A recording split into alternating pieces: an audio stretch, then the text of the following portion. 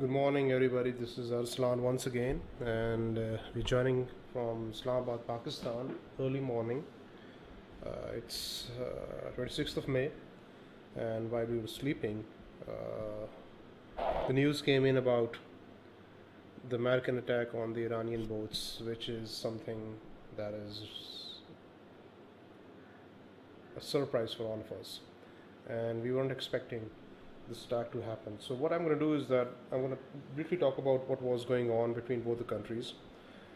Both the countries were basically negotiating a ceasefire, which unfortunately did not materialize as of now. And at about early in the morning, Iranian time, the US fighter jets destroyed at least two speedboats. That was the statement that came from the CENTCOM, and then obviously all the media picked it up.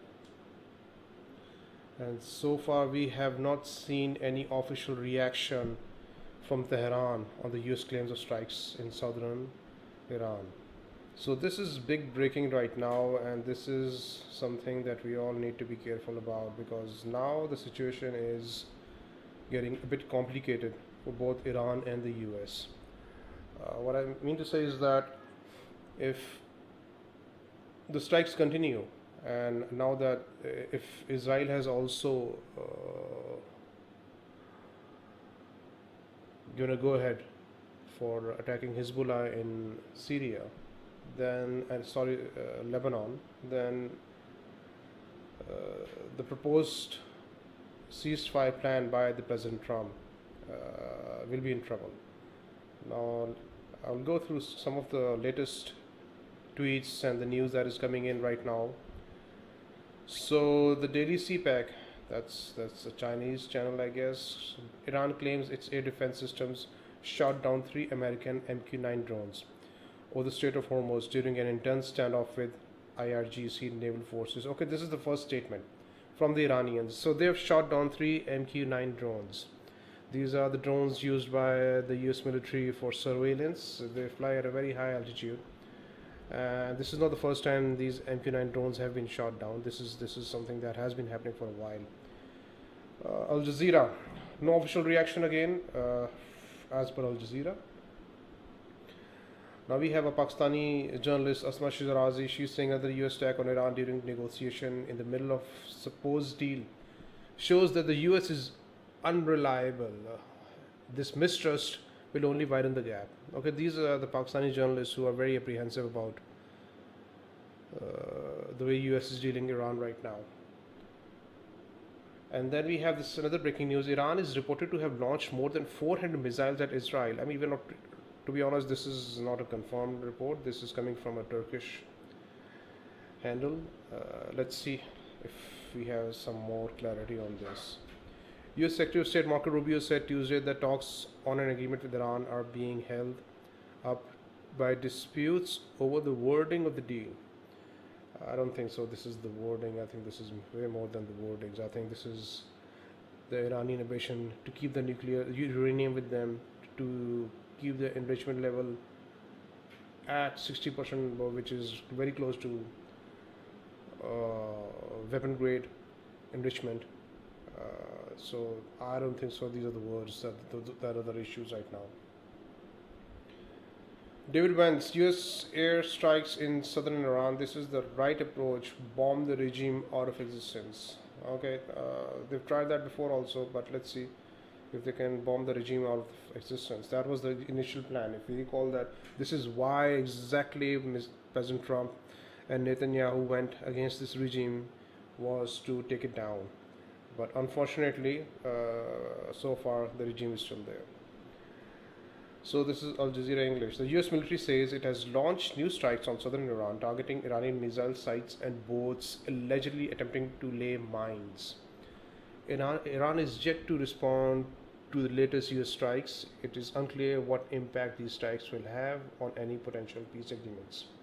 So basically, so far, the news is this, that, I mean, which is a breaking news, that, I mean, while the Iranian delegation is in Qatar for negotiations, The US have struck Iran, the southern ports, the missile boats, the missile sites, which clearly, in my opinion, is a violation of a ceasefire.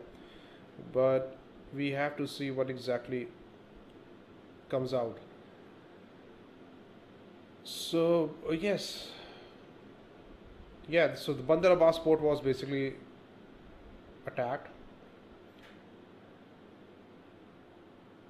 and the US is hoping that it's unlikely that the peace process will be derailed, which is being very optimistic of them because we haven't seen a response from Iran. Let's see what happens next. I mean, this will be a very, very interesting time. Obviously, for all the Muslims, especially in Saudi Arabia, this is the Hajj season, and the Saudis will not want any retaliation from Iranians on their soil because they're hosting millions and millions of Muslims there. But things are heating up. I cannot say that Iran will not react. Iran will react. Let's see when. So explosions rock Iran. US Central Command just confirming that US forces targeted Iranian military facilities is responsible for launching a series of attacks against American warships. Okay, this is CNN. Now CNN is claiming that it was the Iranians who initially let me just play it for you. Welcome to a special edition of CNN Newsroom. I'm Brianna Keeler, and we have breaking news. Explosions rock Iran. U.S. Central Command just confirming that. Yeah, so anti-Iran Kurdish groups under attack in Erbil. So this is the Iran Times. So probably the Turkish have been attacked. Raza Pahlavi has just tweeted his video. I will fight for my people and my country even if we have to do this alone. We will fight until Iran is free. Okay, but I'm not too sure that anybody is taking him serious right now. Not even the US and then the Israelis even consider him something who can replace the present regime. Obviously, the plan was initially to have him there, but then reports were like, let's have somebody from within the present setup instead of bringing somebody else to run the country. So now let's get back to what I think is happening right now. I think this attack by the US military was expected because we have been seeing a lot of enforcement in the Middle East since last 2 weeks. There were a lot of air traffic by the US military flying in Israel and all the Middle East countries, and US was preparing for something big. Secondly, the frustration of the US and the Middle Eastern countries about the Strait of Hormuz being blocked by Iran is something that is now, getting out of hand. Absolutely, they want the peace process to continue, but on the same hand, they want the Strait of Hormuz to be open. And the recent statements by the Iranian head of parliament that even after the war is over, the Strait of Hormuz would be run by the terms and conditions set by Iranians. So, which is something that is not easy to dissolve, or so it is something that is going to create a lot of issues. So the Monitor X is saying that if any event of agreement between US and Iran, Saudi Arabia and other countries will face severe consequences if they do not join the Abraham Accord. Okay, the Abraham Accord is something very interesting right now because President Trump has thrown this towards the Middle Eastern countries and even to Pakistan that, okay, I'm going to sign a peace deal, but then you guys have to sign the Abraham Accord. So far, we have not seen any official statement from the Pakistan Foreign Office. There are a lot of accounts from Pakistan which are claiming that Pakistan will not join the Abraham Accord, but they are not official government accounts. Probably they are posting old videos. So we are not sure right now, will Pakistan join the Abraham Accord or not. It will totally depend on if will Saudi join the Abraham Accord or not, because we are now in a pact with Saudi Arabia. And this defense deal and everything will mean a lot. So President Trump has played well here. President Trump has definitely played well because while he wants the Middle Eastern countries to be in peace with Iran, he also wants to make sure that Israel is safe. That is definitely how the US has been operating so far. The Israeli security comes first, and he wants to make sure that all these countries which are now part of the Middle East, including Pakistan, are part of this accord, so that there could be a guarantee that Iran will not attack Israel in future, and there can be a consensus. For Pakistan, yes, so far the social and digital media is a bit apprehensive. They are not very happy with this. They are criticizing President Trump, but we have yet to see what the government is saying, especially the Pakistan establishment is talking about it, because they are the people who are running the country right now, and they exactly know what they have to do. So let's see what the Foreign Office response is, or the government's response is, to President Trump's proposal of asking Pakistan to join Abraham Accord. So the Pakistani Prime Minister, the Field Marshal also Munir, and a couple of ministers were in China, and they had a very good meeting with the Chinese president, which is something very positive. So interestingly, Bandar Abbas is a port of Iran which deals with a lot of trade, and it connects Iran with other regional countries. Also, Bandar Abbas is important because other countries, especially India, has invested a lot in this port and helped Iran build infrastructure.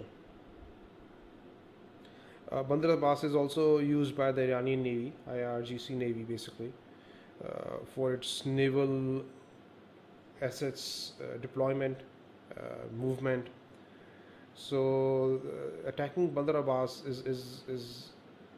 holds a very strategic value for the US, because if you will disable Bandar Abbas, then you're also not only hurting the IRGC naval forces, you're also hurting Iranian trade routes. So, and also it is one of the most well advanced ports in Iran. I mean they don't have a lot of ports with a lot of facilities, obviously because of the sanctions, but Bandar Abbas was built with the help of Indians, and yes, this is an important port for Iran.